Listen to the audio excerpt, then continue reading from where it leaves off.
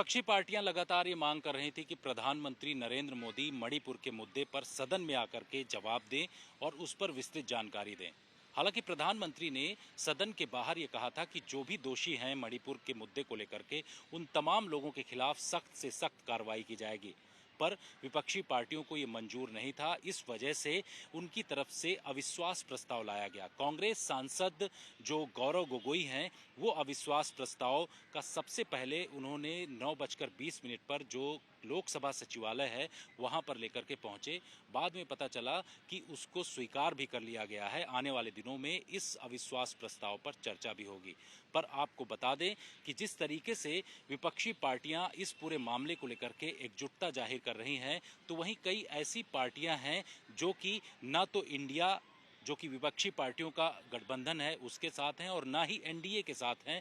ऐसी पार्टियां बीएसपी है, साथ ही आपको बता दें अकाली दल, असदुद्दीन ओवैसी की पार्टी, वाईएसआर कांग्रेस के साथ साथ बीजेटी जो पार्टी हैं, ये तमाम पार्टियां हैं जिन्होंने अपना रुख साफ नहीं किया। लेकिन कुछ देर पहले जो खबर आई है उससे पता चला है कि वाईएसआर कांग्रेस के जो 22 सांसद हैं उन्होंने ये कहा है कि वो जो विपक्षी पार्टियों की तरफ से अविश्वास प्रस्ताव लाया गया है उसका समर्थन वो किसी भी तरीके से नहीं करेंगे। इसके अलावा ओवैसी की पार्टी की तरफ से भी, साथ ही बीएसपी के जो सांसद मलूक नागर ने पूरी तरीके से खिल्ली उड़ाते हुए ये कहा है कि वो जो अविश्वास प्रस्ताव लाया जा रहा है वो ठीक नहीं है और उसको लेकर के उन्होंने विरोध जताया है और कहा है ये तरीका ठीक नहीं है सरकार के खिलाफ। पर आपको बता दें कि अविश्वास प्रस्ताव जो है वो आखिर क्यों लाया जाता है और इसकी ज़रूरत क्या होती है। हालांकि अविश्वास प्रस्ताव इन तमाम चीज़ों में लाने की ज़रूरत नहीं होती, क्योंकि जो केंद्र में सरकार इस वक्त है उसको एक्सट्रीम मेजॉरिटी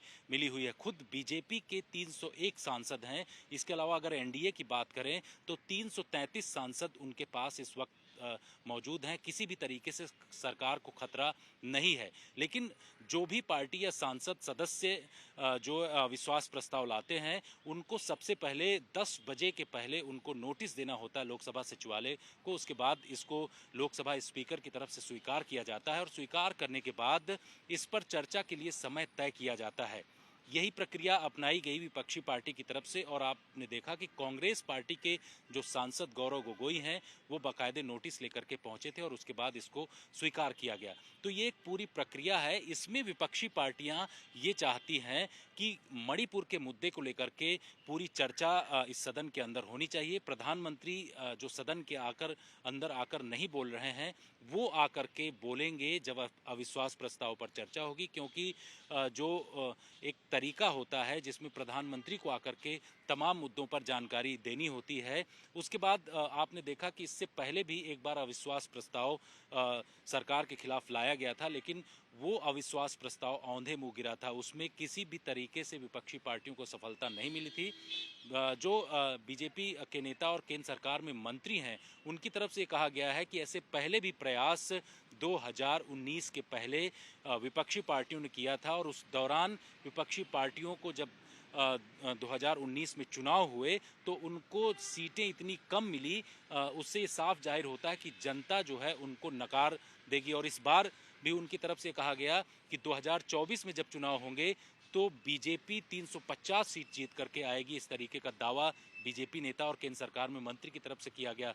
तो इस समय बड़ी खींचतान चल रही है कि जो एनडीए है उसके साथ कौन कौन से लोग शामिल हैं, इसके अलावा जो इंडिया नया संगठन विपक्षी पार्टियों का बना है उसके साथ कौन कौन से लोग शामिल हैं, इसको देखना होगा और ये अविश्वास प्रस्ताव के दौरान बहुत सारी चीज़ें क्लियर हो जाएंगी। दिल्ली से कैमरामैन आलोक दास के साथ जितेंद्र सिंह, आज तक।